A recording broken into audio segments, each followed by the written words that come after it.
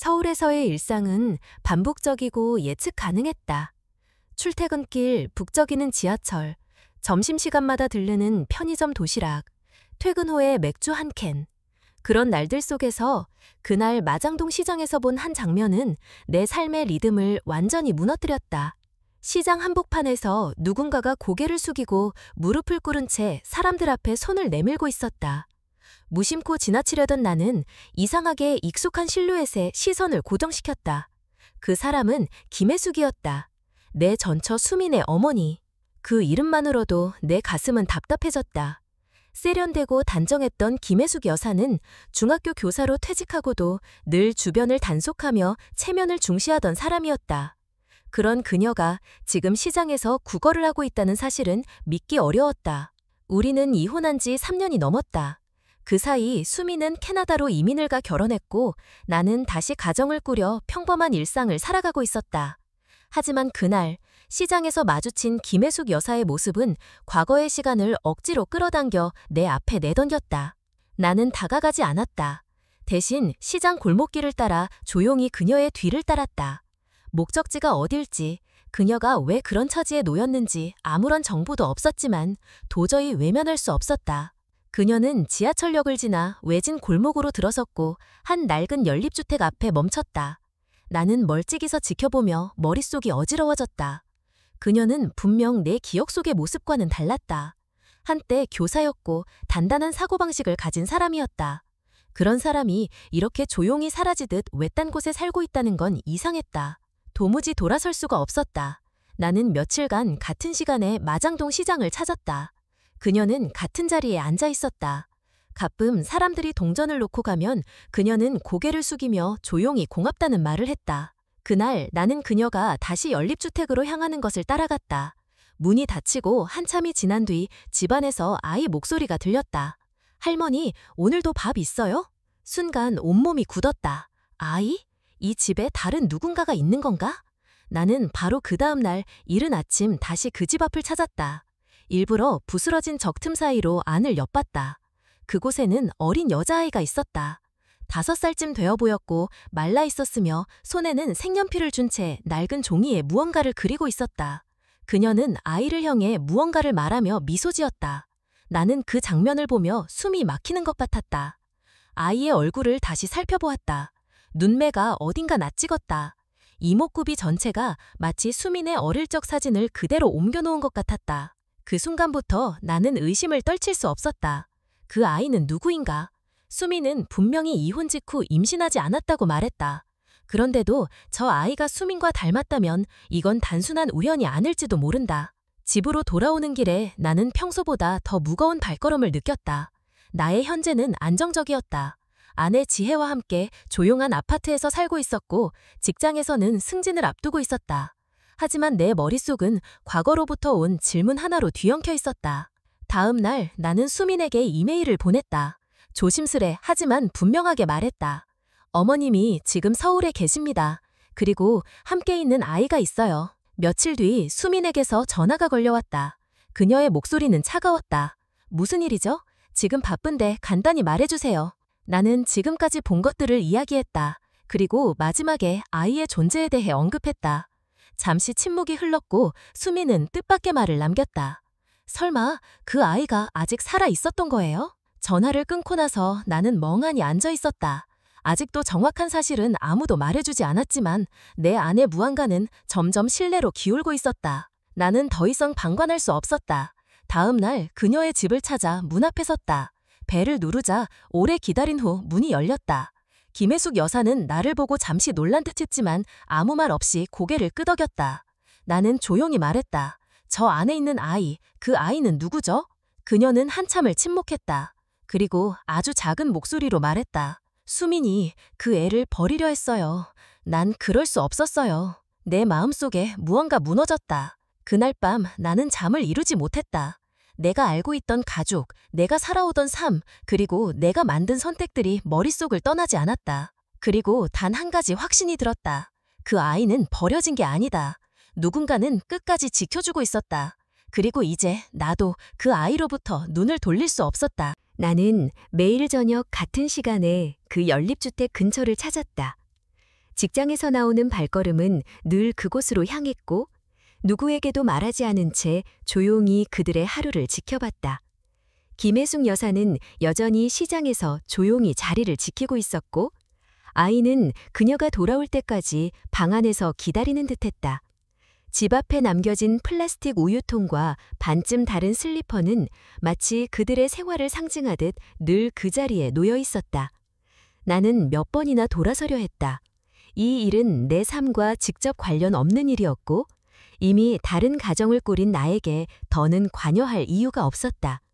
하지만 아이의 얼굴이 자꾸 떠올랐다. 그 눈빛은 너무도 수민을 닮았고 그 표정은 설명할 수 없는 감정을 불러일으켰다. 김혜숙 여사가 아이에게 건네는 말들은 늘 짧고 단순했다. 오늘도 잘 있었지? 이거 먹자. 많이 먹고 자라야지. 아이는 고개를 끄덕이며 조용히 밥을 먹었고 이따금 혼잣말처럼 무언가를 중얼거렸다. 그런 모습을 지켜보며 나는 점점 더 깊은 의문 속으로 빠져들었다. 아이의 존재는 단순한 호기심이 아니었다. 내 안에 어떤 본능이 자꾸 그 아이에게 시선을 돌리게 했다. 도무지 그 이유를 설명할 수 없었다. 어쩌면 죄책감일지도 몰랐다. 수민과의 결혼 생활 동안 나는 그녀가 불안해하는 모습을 종종 봤다. 아이를 원하지 않는다는 말은 여러 번 들었고 자유롭고 독립적인 삶을 꿈꾸는 그녀의 결정도 존중하려 했다. 하지만 지금 내 앞에 있는 이 아이는 분명 그 결정의 끝에 놓인 존재였다. 그렇게 외면당한 채 누군가의 결정으로부터 밀려난 채 김혜숙 여사의 손에 남겨진 생명이었다. 나는 다시 수민에게 연락했다. 이번에는 전화를 걸었다. 몇 번의 시도 끝에 연결되었고 그녀는 여전히 냉정한 목소리였다. 정확히 무슨 일이 있었는지 알고 싶어요. 나는 조용히 말했다. 그녀는 한참 동안 아무 말도 하지 않았다. 그리고 떨리는 목소리로 입을 열었다. 그 아이는 내가 감당할 수 없었던 존재였어요. 그땐 내가 내 인생을 선택해야 했어요. 결혼도 예정되어 있었고 캐나다로 떠나야 했으니까. 나는 숨을 삼켰다. 수미는 이어 말했다. 엄마가 끝까지 반대했어요. 난 병원에서 수술하려고 했는데 엄마가 다른 병원으로 데려가더니 내 이름이 아닌 자기 이름으로 입원 수속을 했고 결국 출산하게 만들었어요. 그 후 엄마는 아이가 태어나자마자 심장병으로 죽었다고 말했어요. 나도 그 말을 믿었고 그냥 떠났어요. 내 머릿속이 멍해졌다. 그녀는 아무 감정 없이 그 말을 내뱉는 듯했지만 중간중간 솜이 떨리고 있었다. 수민도 혼란스러워하고 있었다. 그녀는 진심으로 그 아이가 세상에 없는 줄 알았던 것이다. 이젠 어떻게 해야 하죠? 그녀는 내게 되물었다. 나는 대답할 수 없었다. 그리고 아무도 대답해 줄 수 없는 문제였다. 그날 밤 나는 집에 돌아가지 못했다. 그 집 앞에 다시 서서 안에서 들려오는 아이의 웃음소리를 들었다. 그 웃음은 해맑았고 어떤 어둠도 느껴지지 않았다. 다음 날 나는 용기를 내어 문을 두드렸다. 김혜숙 여사는 잠시 망설였지만 이내 문을 열어주었다. 나는 조심스럽게 방 안을 바라보았다. 아이는 작은 책상 앞에 앉아 크레파스로 무언가를 그리고 있었다. 그녀는 나를 쳐다보지도 않고 그냥 말했다. 이제 아셨군요. 나는 고개를 끄덕였다. 김혜숙 여사는 의자에 앉아 천천히 이야기를 시작했다. 수민이 아이를 원하지 않았다는 것, 그녀가 몰래 다른 병원에 데려가 출산을 도운 것, 그리고 출산 후 아이가 죽었다고 거짓말한 것, 모든 것이 그녀의 선택이었다. 나는 그 아이를 지켜야 했어요. 누구도 반기지 않는 생명이었지만 내가 외면하면 그 아이는 정말로 사라질 수 있었어요. 그녀의 말은 단호했지만 그 속에는 깊은 슬픔이 배어 있었다. 나는 그녀에게 물었다. 왜 이 모든 걸 감춰야 했나요? 그녀는 조용히 대답했다.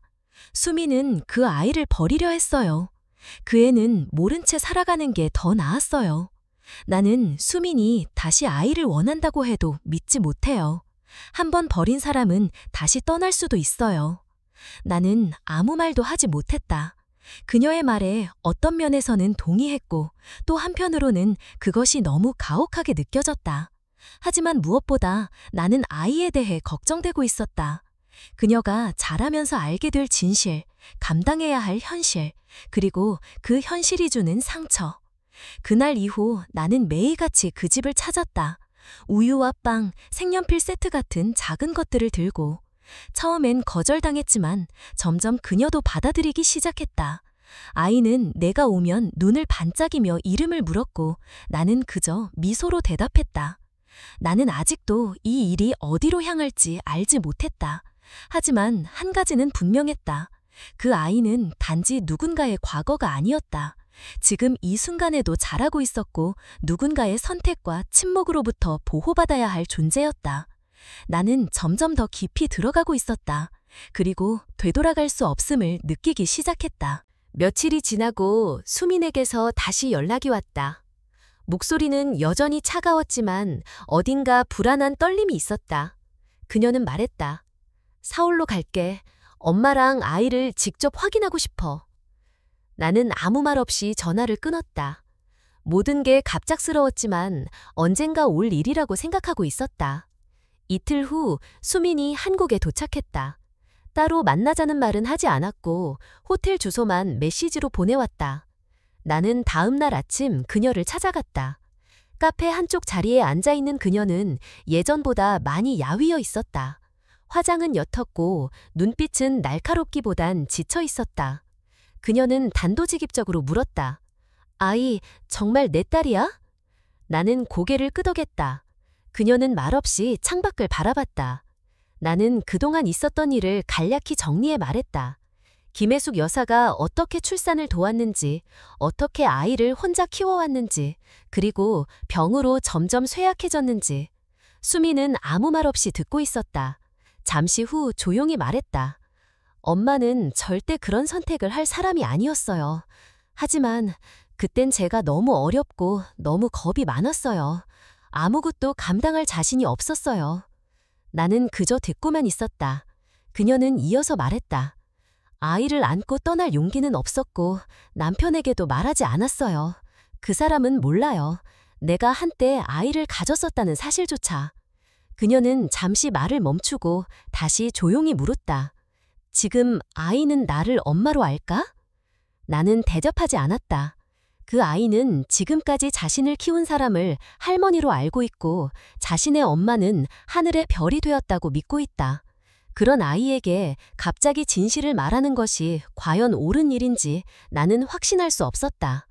그날 밤 나는 병원 근처 연립지택으로 다시 향했다. 문 앞에서 숨을 고르고 있었을 때 수민이 조심스럽게 다가왔다. 그녀는 문을 두드릴 자신이 없어 보였다. 내가 대신 문을 두드리자 김혜숙 여사가 문을 열었다. 그녀는 수민을 보자마자 얼굴이 굳었다. 왜 왔니? 그녀의 목소리는 낮고 단호했다. 수민은 고개를 숙였다. 그 아이 한 번만 보고 싶어요. 보지 마. 넌 그 아이를 버렸어. 지금 다시 와서 뭘 하겠다는 거니? 다시 데려가겠다고? 나는 중간에 끼어들었다. 보내러 온 게 아닙니다. 그저 한 번만 보겠다고 합니다. 김혜숙 여사는 잠시 눈을 감았다. 그리고 뒤돌아 들어가 버렸다. 수미는 그 문턱 앞에 한참을 서 있었다. 그 순간 안에서 아이의 목소리가 들렸다. 할머니, 누가 왔어요? 문틈 사이로 아이가 얼굴을 내밀었고 수민과 눈이 마주쳤다. 아이는 조용히 그녀를 바라보았다. 그리고 말했다. 아줌마, 엄마랑 조금 닮았어요. 그 말에 수민은 무릎을 꿇고 울기 시작했다. 아무 말도 하지 못한 채 그저 아이를 바라보며 울었다. 아이는 어리둥절한 표정이었지만 곧 김혜숙 여사의 곁으로 가서 물었다. 할머니, 아줌마 왜 울어요? 김혜숙 여사는 대답하지 않았다. 아이는 그녀의 손을 잡고 가만히 있었다. 나는 조용히 말했다. 이제 이 상황을 정리해야 할 때입니다.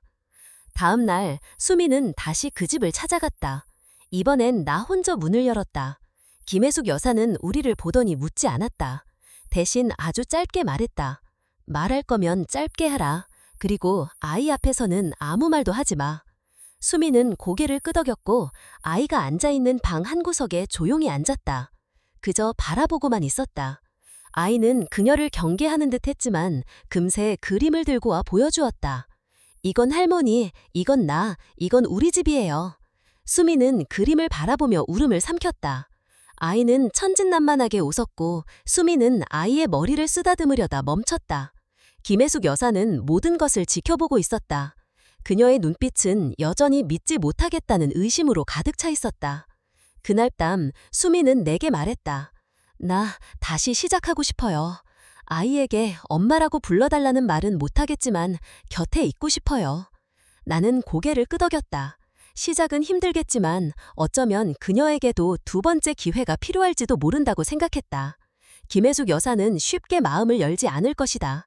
아이 역시 혼란스러울 것이다. 하지만 이건 모두가 짊어져야 할 과거였고 누군가는 먼저 용기를 내야 했다.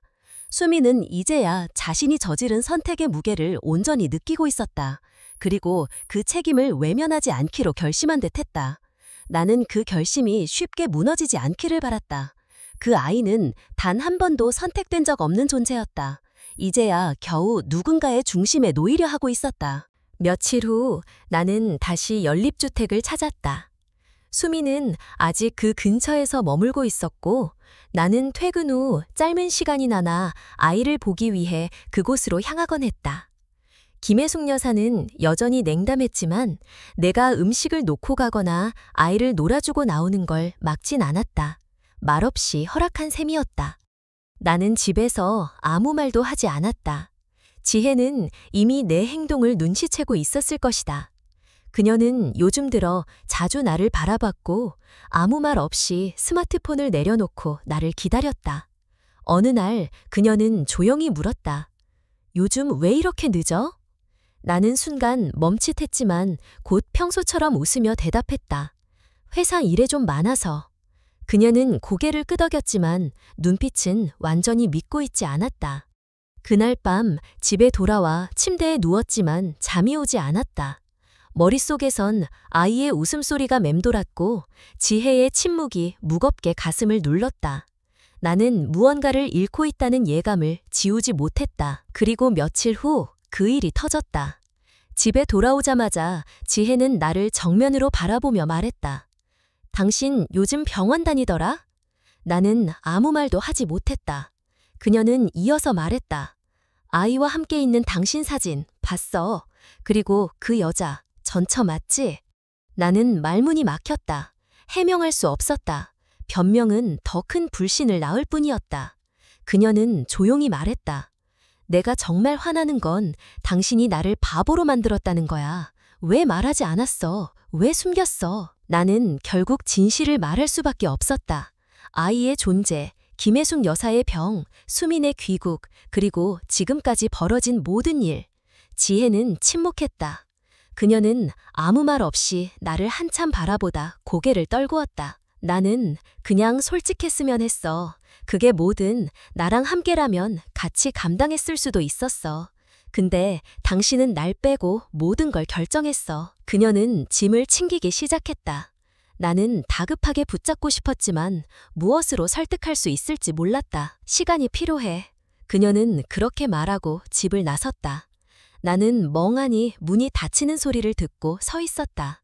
아무것도 잡지 못한 채, 아무 말도 건네지 못한 채 그날 밤 나는 연립주택으로 향하지 못했다. 대신 혼자 차 안에 앉아 있었다. 비가 내렸고 와이퍼가 앞유리를 천천히 훑었다. 나는 머리를 감싸준 채 조용히 중얼거렸다. 이게 최선이었나? 며칠 후 수민이 내게 연락했다. 그녀는 아이와 함께 병원에 있었다. 김혜숙 여사의 상태가 악화되었고 의사는 즉시 입원을 권했다. 나는 병원으로 달려갔다. 수민은 아이를 안고 있었고 김혜숙 여사는 침대에 누워 있었다. 의사는 조용히 설명했다. 신장 기능이 급격히 나빠졌습니다. 투석을 시작해야 합니다. 장기적인 치료가 필요하고 보호자의 동의가 필요합니다. 수민은 고개를 끄덕이며 모든 서류에 서명했다. 나는 그 모습을 지켜보았다. 그녀는 더 이상 도망치지 않았다. 며칠간 병원 생활이 시작되었다.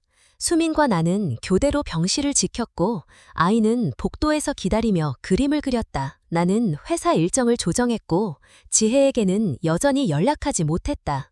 그녀는 전화를 받지 않았고 문자에도 답이 없었다. 김혜숙 여사는 점점 말수가 줄어들었지만 가끔 깨어있을 때 나를 바라보며 짧게 웃었다. 나는 그 웃음이 무슨 의미인지 알 수 없었다. 용서였을까? 안심이었을까? 아니면 마지막 인사였을까? 어느 날 밤 병실에서 아이가 내게 다가왔다. 삼촌, 우리 집 언제 가요? 나는 조용히 대답했다. 조금만 더 기다리자. 할머니가 좀 더 나아지면. 아이는 고개를 끄덕였고 다시 색연필을 집었다.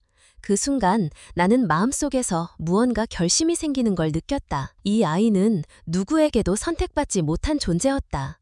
그동안의 삶은 오직 김혜숙 여사의 헌신 위에 세워진 것이었다. 수미는 이제야 책임지려 하고 있었고 나는 이미 이 아이의 삶에 너무 깊숙이 들어와 있었다. 나는 점점 더 그 아이를 보호하고 싶다는 마음이 강해졌다. 이름을 부를 때마다, 눈을 마주칠 때마다, 웃음소리를 들을 때마다 나는 내 안에 싹트는 감정을 부정할 수 없었다. 그리고 마침내 나는 결심했다. 그 아이를 입양하겠다고. 혈연이 아니어도 아버지가 되겠다고. 아이가 다시는 버려졌다고 느끼지 않게 하기 위해 누구보다 확실한 울타리가 되고 싶었다. 나는 지금까지 살아오며 단 한 번도 그렇게 확실한 결정을 내린 적이 없었다. 하지만 이번만큼은 다르다고 느꼈다. 이건 내가 살아가는 이유가 될 수도 있을 거라 믿었다. 며칠 후 나는 구청에 입양 절차를 문의했다. 서류는 많았고 조건도 까다로웠지만 이상하게 복잡하다는 느낌은 들지 않았다. 오히려 당연한 수순처럼 느껴졌다. 모든 서류를 하나씩 준비하며 나는 스스로에게 되물었다. 정말 이 아이를 내 딸로 받아들일 수 있는가? 대답은 이미 정해져 있었다. 아이가 웃을 때, 내 이름을 부를 때 나는 그 어떤 논리보다 더 명확한 이유를 느꼈다. 수미는 아무 말 없이 내 결정을 지켜봤다. 그녀 역시 자신이 모든 걸 다시 가질 수 있다고 생각하진 않는 듯했다. 그녀는 아이 곁에서 엄마라는 단어를 꺼내지 않았다. 그저 하루하루를 옆에서 지켜보며 조용히 보살폈다. 아이는 여전히 할머니를 찾았고 엄마라는 개념은 여전히 머릿속 어딘가에 별처럼 남아있었다. 입양 신청서를 제출하고 며칠 후 나는 다시 병원으로 향했다. 병실 안은 조용했다. 김혜숙 여사는 점점 말을 줄여가고 있었고 의사들은 긴 설명을 줄이고 눈빛으로 상황을 전달했다. 시간이 얼마 남지 않았다는 걸 나도 알고 있었다. 아이는 아무것도 모른 채 그림을 그리거나 수민에게 책을 읽어달라고 조르곤 했다. 때로는 나에게 와서 조용히 안기기도 했다. 그날 저녁 나는 병실에서 아이에게 죽을 먹이고 있었다. 수미는 복도에서 약을 차고 있었고 김혜숙 여사는 잠들어 있었다. 그 순간 문이 열렸다. 지혜였다. 나는 놀라 말을 잇지 못했다. 아이는 밝게 웃으며 말했다. 아줌마다 우리랑 놀러 왔어요? 지혜는 아이를 바라보았다. 복잡한 표정이었다. 나는 조용히 자리에서 일어났다. 복도에서 우리는 마주섰다. 지혜는 말했다. 이 아이가 당신이 말했던 그 아이야? 나는 고개를 끄덕였다. 그녀는 잠시 눈을 감았다가 다시 눈을 떴다. 내가 당신을 의심하고 추궁한 건 맞아. 하지만 솔직히 말했으면 이렇게까지 되진 않았을 거야. 나는 아무 말도 하지 않았다. 그녀는 이어 말했다. 처음엔 나도 아이가 불쌍하다고 생각했어. 그래서 당신이 돕는 걸 이해하려고 노력했어. 하지만 시간이 지날수록 당신은 점점 멀어졌어. 아이 때문인지 전처 때문인지는 몰라도 난 그 틈에 설 자리가 없었어. 나는 숨을 삼켰다. 그 말은 전곡을 찔렀다. 나는 지혜에게 솔직하지 못했고 함께 나누어야 할 감정들을 혼자 끌어안고 있었다. 그녀는 마지막으로 말했다. 당신은 나에게 선택지를 주지 않았어. 나도 나만의 선택을 할 수밖에 없어. 그리고 돌아섰다. 나는 붙잡지 않았다. 붙잡을 수 없었다. 며칠 후 수민이 나를 따로 불렀다. 그녀는 조용히 말했다. 입양 신청한 거 들었어. 고마워. 나는 고개를 저었다. 고맙다는 말은 하지 마. 내가 선택한 일이야. 수민은 고개를 끄덕였지만 눈빛에는 복잡한 감정이 서려 있었다. 그녀는 이어 말했다.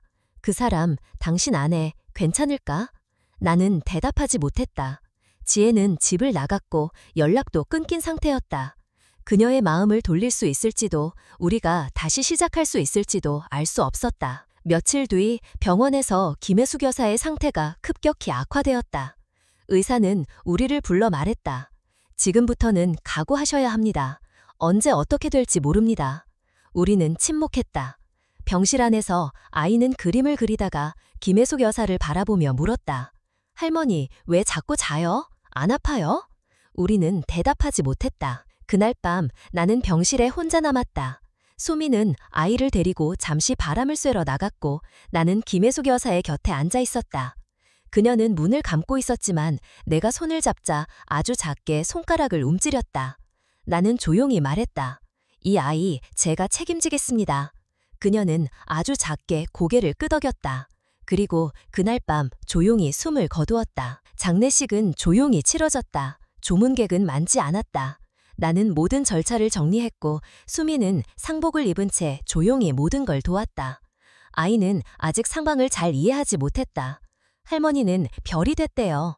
아이는 그렇게 말하며 별을 그렸다. 며칠 후 나는 아이를 데리고 동사무소에 갔다. 입양 신청이 승인되었고 이제 공식적으로 아이는 내 딸이 되었다. 서류에 도장을 찍으며 나는 아이에게 말했다. 이제 너는 내 가족이야. 아이는 고개를 끄덕였다. 그럼 나는 이제 아빠가 생긴 거예요? 나는 웃으며 말했다. 그래, 네 아빠야. 그 순간 내 삶이 완전히 바뀌었다. 나는 더 이상 과거에 묶여있는 남편도 아니었고 불완전한 책임 속에 서 있는 중년의 남자도 아니었다. 나는 한 아이의 아버지가 되었고 그녀의 삶에 첫 번째로 남은 선택된 사람이 되었다. 그리고 그 무게는 이상하리만큼 가볍게 느껴졌다. 오히려 따뜻했다. 며칠이 흐르고 장례식이 끝난 후 나는 예전 집을 정리하기 시작했다. 지혜는 돌아오지 않았고 연락도 없었다. 냉장고 안에는 그녀가 사다 놓은 반찬들이 그대로 남아 있었고 책상 위엔 우리가 함께 보던 드라마의 DVD가 아직 있었다. 나는 조용히 서류들을 정리하고 옷장을 비웠다.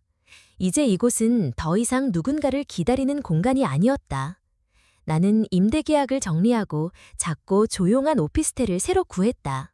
수민과 아이가 머무는 곳과 가까운 동네였다. 아이와 나는 서서히 일상을 공유해갔다. 아침엔 함께 밥을 먹고 오후에는 공원에 산책을 나갔으며 밤엔 그림책을 읽어주고 잠자리에 들었다. 처음엔 아이도 혼란스러웠지만 시간이 흐르자 자연스럽게 나를 아빠라고 부르기 시작했다. 그 말은 나에게 엄청난 울림을 주었다. 아이는 그저 웃으며 말했다. 이제 우리 가족이에요. 나는 웃으며 대답했다. 그래, 우리 가족이야. 수미는 여전히 우리 곁에 있었다. 그녀는 매일 아침 아이의 옷을 챙기고 오후에는 학원에 데려다주며 밤에는 옆에서 조용히 잠든 아이를 바라보곤 했다. 하지만 그녀는 한 번도 엄마라는 말을 강요하지 않았다. 아이도 그녀를 이모처럼 따랐지만 언젠가부터 눈빛이 조금씩 달라졌다. 무언가를 알아채고 있다는 듯한 느낌이 들었다. 어느 날 저녁 아이가 내게 물었다.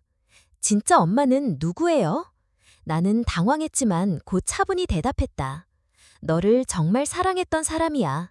지금도 너를 지켜보고 있어. 아이는 고개를 끄덕였고 더 묻지 않았다. 그 말이 충분했던 것 같았다. 어린 마음에도 이해하지 못하는 것을 억지로 받아들이지 않으려는 보호 본능 같은 것이 있었다. 그날 밤 수민과 단둘이 베란다에 섰다. 그녀는 조용히 말했다. 나 다시 캐나다로 안 갈 거야. 그 사람하고도 정리했어. 나는 고개를 끄덕였다. 더 이상 무슨 말이 필요하겠는가?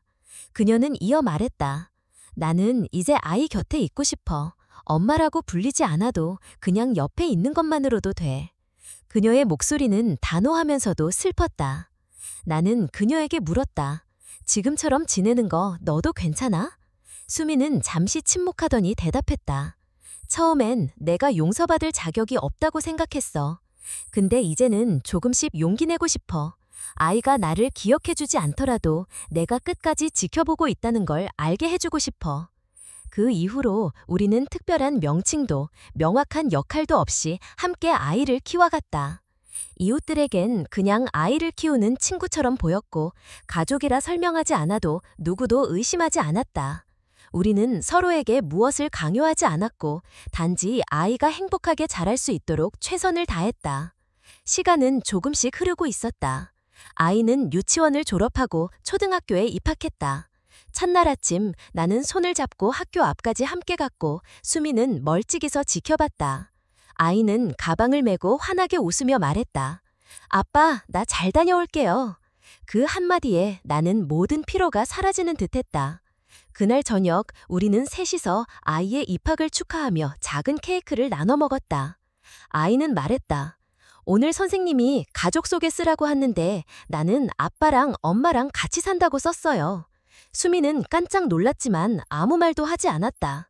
나는 아이에게 물었다. 왜 그렇게 썼어? 아이는 웃으며 대답했다. 엄마는 말 안 했지만 느낌이 왔어요. 이모 아니고 엄마 맞죠? 우리는 아무 말도 하지 못했다. 그저 고개를 끄덕였다. 아이는 말없이 우리 손을 꼭 잡았다. 그날 밤 수미는 눈물을 흘렸다. 아무 소리도 내지 않았지만 어깨가 떨리고 있었다. 나는 그녀에게 다가가 조용히 말했다. 우린 지금 잘하고 있어. 아이는 이미 다 알고 있었던 거야. 그녀는 고개를 숙이고 조용히 속삭였다. 이 아이가 나를 받아주는 것만으로도 충분해. 그 후로 아이는 더 자주 수민에게 안겼고 점점 더 엄마라는 말을 자연스럽게 꺼냈다. 수민은 처음엔 놀랐지만 곧 미소를 지었다. 우리가 함께 만들어가던 시간들은 조용하지만 단단했다. 혈연보다 깊은 감정이 존재하고 있다는 것을 우리는 서로에게서 배우고 있었다. 나는 더 이상 과거에 매달리지 않았다.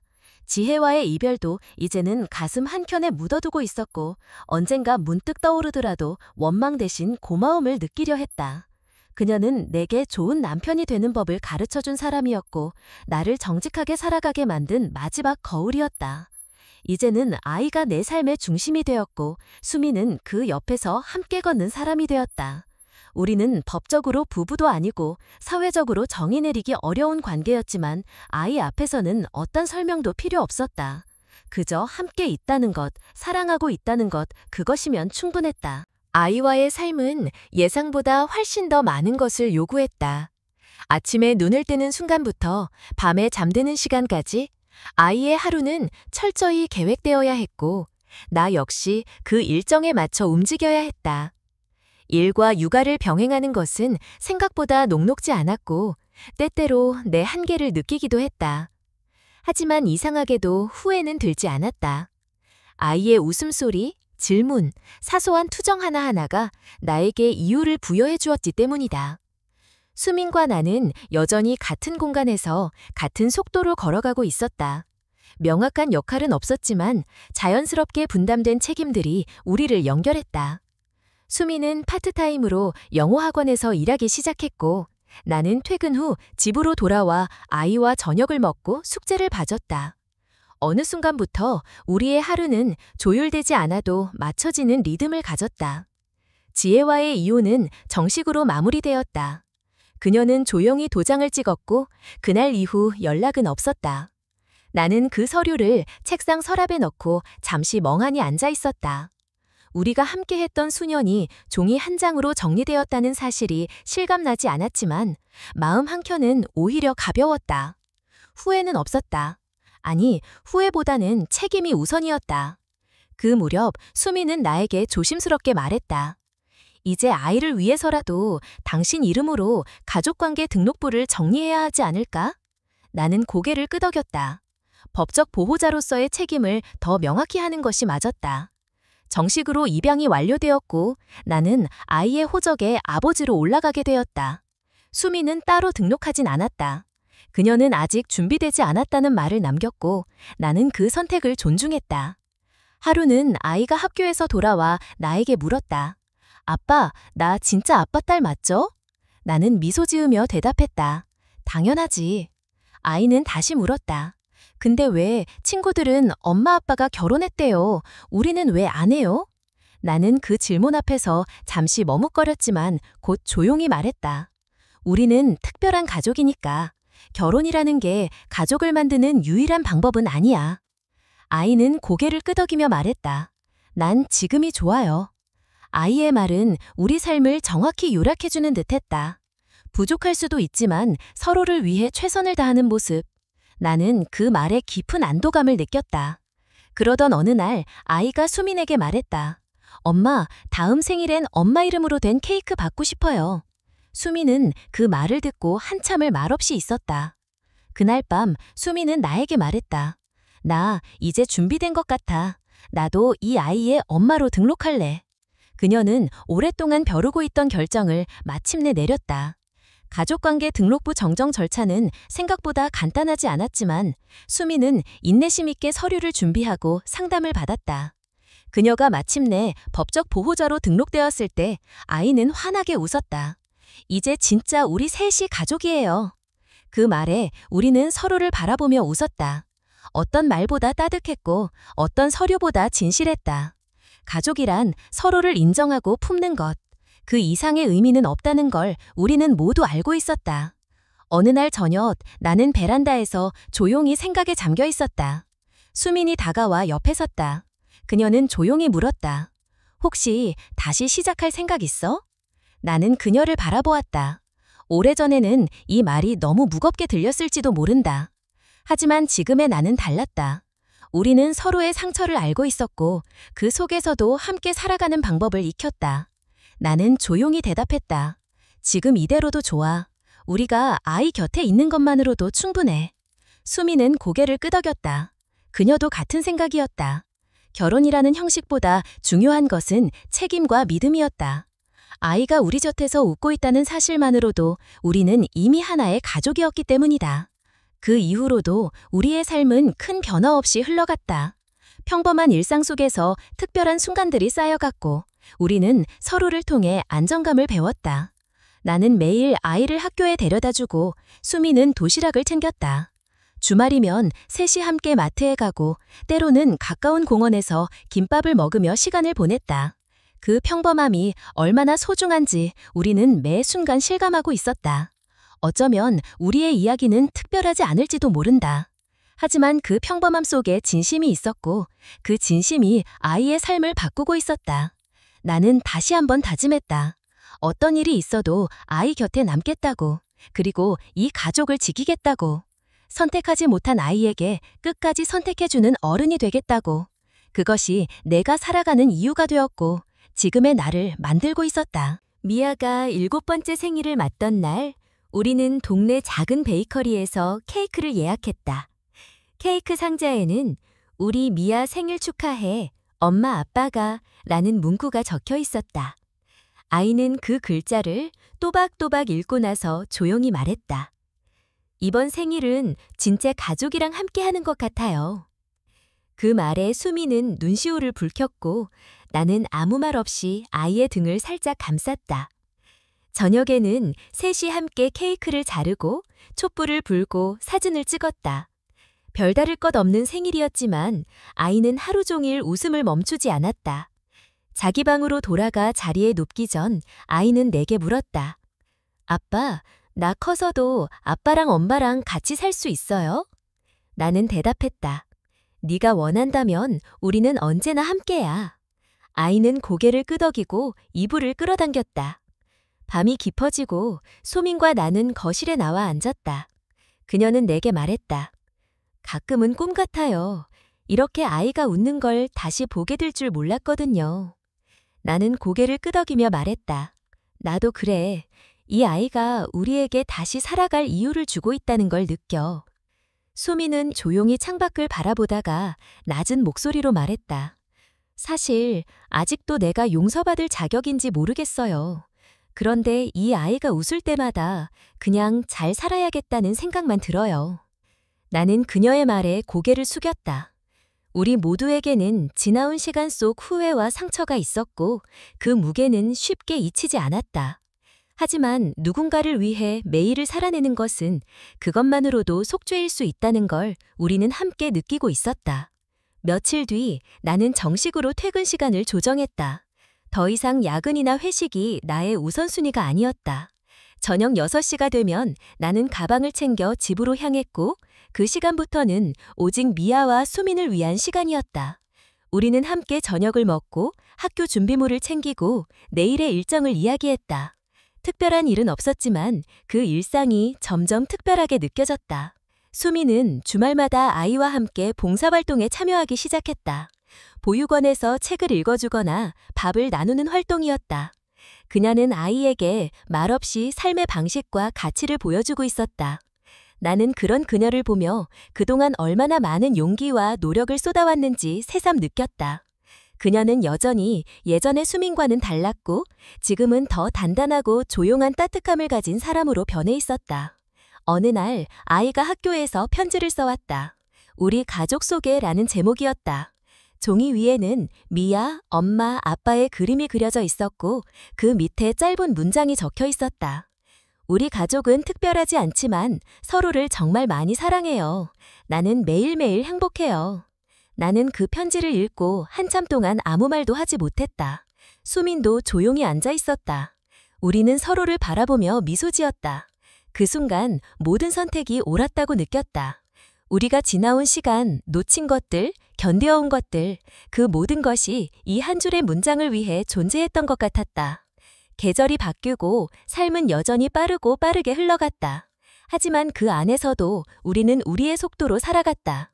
주말이면 삼겹살을 구워 먹고 방학이면 근교로 짧은 여행을 떠났다. 아이는 점점 자라며 스스로를 돌보는 법을 익혔고 우리는 그 과정을 조용히 지켜보며 조금씩 거리를 두는 법도 배워갔다. 그리고 나는 어느 날 문득 깨달았다. 가족이라는 것은 꼭 시작부터 완벽할 필요가 없다는 것. 불완전하게 엮인 인연일지라도 서로를 책임지고 사랑하려는 마음이 있다면 그 자체로 충분히 완성된 관계가 될 수 있다는 것. 우리 세 사람은 그 증거였다. 과거에 상처가 있었고 불완전한 선택이 있었고 늦은 후회도 있었지만 우리는 그 모든 것을 넘어 서로에게 머물기로 했다. 그리고 그 결정은 누군가의 삶 전체를 바꾸는 일이 되었다. 미아는 가끔 내게 말한다. 아빠, 나 진짜 운 좋은 아이 같아요. 나는 그때마다 대답한다. 아니야, 우리야말로 너를 만나서 정말 운이 좋았어. 사람은 누구나 실수한다. 때론 도망치고 때론 외면하며 그 선택이 누군가에게 얼마나 큰 상처가 되는지도 모른 채 살아간다. 하지만 인생은 한 번 더 기회를 준다. 용기 내서 돌아오려는 사람에게, 그리고 그 손을 잡으려는 사람에게. 우리는 서로를 통해 배웠다. 상처를 안고도 다시 웃을 수 있다는 것, 미안함과 사랑은 함께 공존할 수 있다는 것, 그리고 진짜 가족은 서류보다 마음으로 완성된다는 것을. 그렇게 우리는 오늘도 살아간다. 완벽하진 않지만 진심을 다해 누군가의 하루를 따뜻하게 만들어주는 존재로. 그리고 그 따뜻함이 언젠가는 또 다른 누군가의 삶을 바꿔놓을지도 모른다. 아이는 자고, 수미는 책을 읽고, 나는 창밖을 바라본다. 이 평범한 밤, 이 평범한 행복이 오래오래 지속되기를 바란다. 오늘 이야기에 귀 기울여 주신 모든 분들께 진심으로 감사의 인사를 전합니다. 가족이란 혈연이나 서류상의 관계만으로 이루어지는 것이 아니라 서로를 책임지고 끝까지 지켜내려는 마음에서 비롯된다는 것을 이 이야기를 통해 다시 한번 느낄 수 있었습니다. 삶은 언제나 계획대로 흘러가지 않고 때때로 우리를 예상치 못한 선택의 길로 이끌지만 결국 중요한 건 그 선택을 어떻게 책임지는가에 달려 있습니다. 잘못된 과거를 마주할 용기, 놓아버린 것을 다시 붙잡을 결심, 그리고 누군가를 진심으로 사랑할 때 우리는 다시 처음처럼 살아갈 수 있습니다. 이 이야기가 오늘을 살아가는 여러분께 작은 위로가 되었기를 바랍니다. 혹시 주변에 누군가를 외면하고 있지는 않으신가요? 혹은 자신을 용서하지 못하고 있는 누군가가 계신가요? 그들에게 한 걸음 다가가는 용기를 내보시기를 응원합니다. 저희 채널을 응원하고 싶으시다면 좋아요를 눌러주시고 아래에 여러분의 느낌점을 댓글로 나눠주세요. 그리고 아직 구독하지 않으셨다면 구독 버튼을 눌러 함께 해주세요. 진심이 닿는 이야기로 다시 찾아뵙겠습니다. 감사합니다.